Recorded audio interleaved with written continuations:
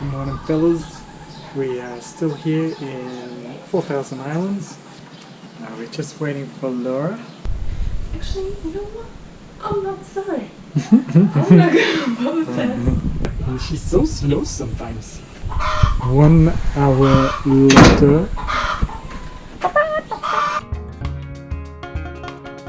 Alright, so today I wanted to talk about all the things you can do in and around 4,000 Islands. So let's jump into it. When you first come to 4,000 Islands, the first thing you're going to learn is how to just go with the flow. It's what the locals refer to as Lao time. Next up, you get to enjoy a wide variety of delicious meals from the many restaurants on these islands. And best of all, they are extremely cheap. Here we have the beer Lao, which is the beer of Laos. You can buy this for about 12,000 kip. Every morning at sunrise, the locals will line up along the street and provide food to the monks. This is called morning alms. There's plenty to do at NAKASONG, and it's also the only place you can go to withdraw cash. So let's go check it out. From Don Khon, it's a 20-minute boat ride away, but you get an amazing scenic view of 4,000 Islands.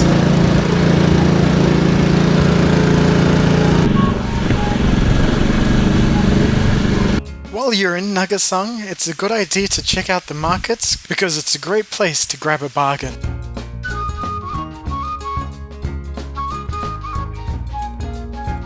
NAKASONG is also 20 minutes away from the world's widest waterfall, so that's another thing you don't want to miss.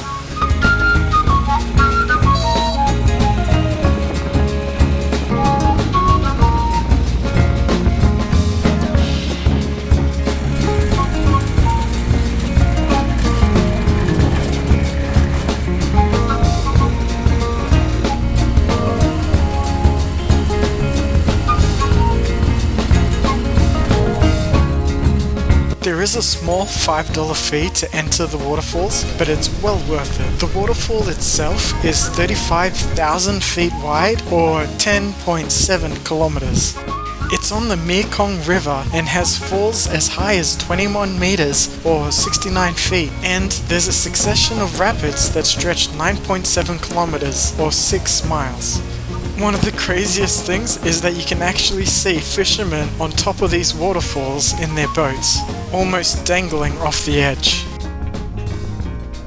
Next to the waterfall is a sacred tree, which the locals believe is able to give life and death.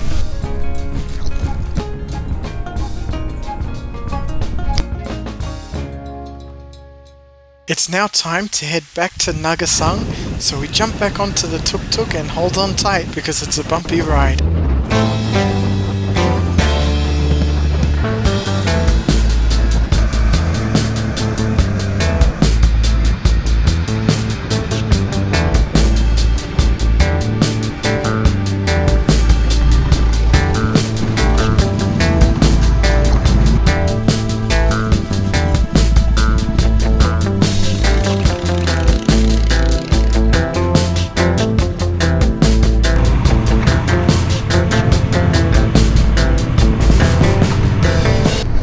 Back at the hotel.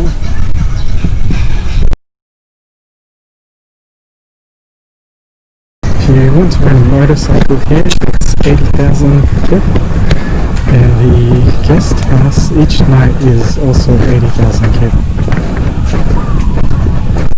So one of the best things about this hotel is that when you get back from a day out, your room will be absolutely sparkling clean.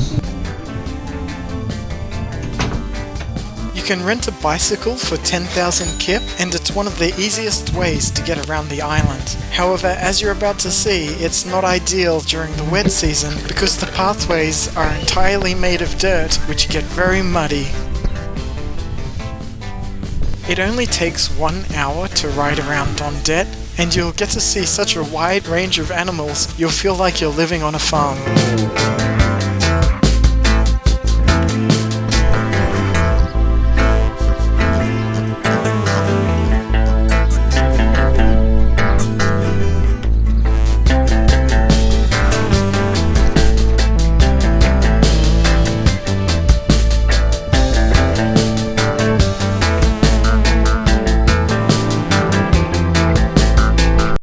Don Khon also has its own waterfall, which is free to see at the moment, and usually has zip lining, but unfortunately that wasn't available when we went.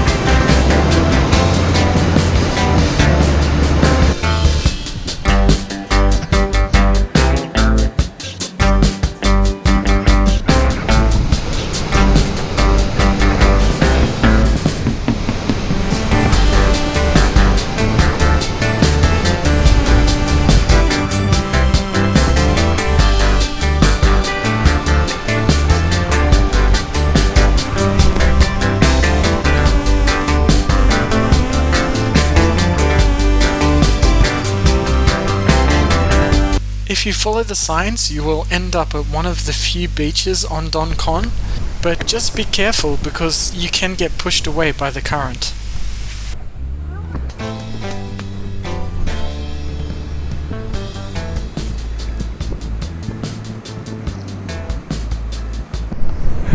Beautiful beach here on Don Khon. Let's trip and welcome to Jakarta.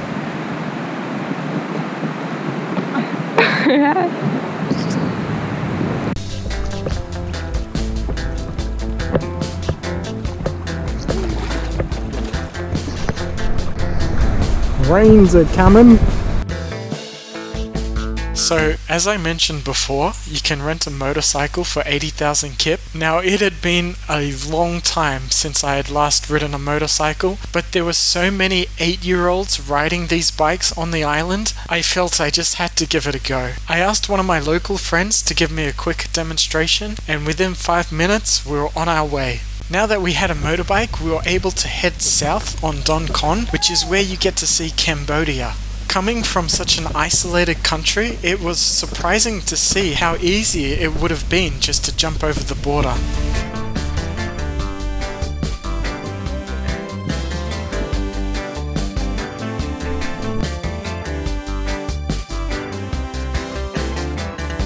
You can also pay one of the fishermen 90,000 kip to go see some rare dolphins. However, since the water is so murky, you can barely see anything, so I would not recommend it. Number 15 on this list is ziplining, but unfortunately due to the current pandemic, it wasn't an option at the time. Alright guys, that's all for today's video. Stay tuned for more. Peace.